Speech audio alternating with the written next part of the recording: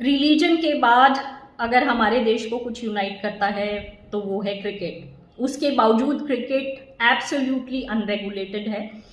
मंदिरों को भी गवर्न करने के लिए रिलीजियस एंडोमेंट एक्ट है, बट क्रिकेट और बीसीसीआई को गवर्न करने के लिए हमारे देश में कोई लॉ नहीं है। सो मच सो कि मैच फिक्सिंग इंडिया में एक डिफाइंड ऑफेंस नहीं है।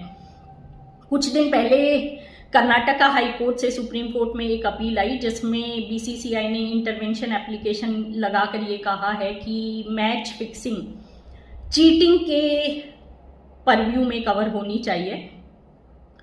Background of this case is कि 2019 में कर्नाटका प्रीमियम लीग के कुछ प्लेयर्स के अगेंस्ट मैच फिक्सिंग के एलिगेशंस को लेकर चीटिंग के सेक्शंस के अंडर एफआईआर लॉन्च की गई थी, जिसको कर्नाटका हाई कोर्ट ने क्वैश कर दिया, ये कहते हुए कि मैच फिक्सिंग का एलिगेशन चीटिंग के परव्यू में नहीं आता।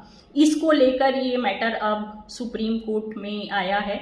यहाँ पर भी बीसीसीआई अपील में नहीं आई, केवल इंटरवेंशन एप्लीकेशन लगाई है।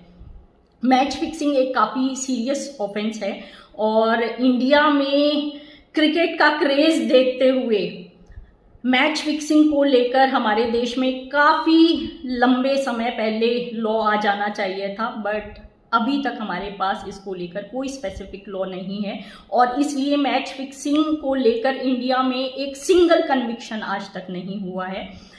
ईयर 2000 में साउथ अफ्रीका के प्लेयर हैंसी क्रोने की एक स्टेटमेंट के बाद बीसीसीआई ने मोहम्मद अजहरुद्दीन और अजय जडेजा के अगेंस्ट डिसिप्लिनरी कमेटी का एक्शन लेते हुए उनको लाइफ टाइम के लिए बैन कर दिया था, बट कोई क्रिमिनल प्रोसिक्यूशन नहीं हुआ क्योंकि हमारे पास कोई लॉ नहीं है इससे डील करने के लिए। उसी तरीके से ईयर 2013 में राजस्थान रॉयल्स के कुछ प्लेयर्स श्रीसंत, चंदीलिया और कुछ अन्य प्लेयर्स के अगेंस्ट मैच फिक्सिंग के एलिगेशंस को लेकर मकोका के तहत कार्रवाई करी गई थी, पर ट्रायल कोर्ट ने उनको एक्विट कर दिया था, ये कहते हुए कि मकोका के अंडर इनके अगेंस्ट प्रोसिक्यूट करने के लिए सफिशिएंट एविडेंस नहीं है। मकोका ऑर्गेनाइज्ड क्राइम से डील करता है।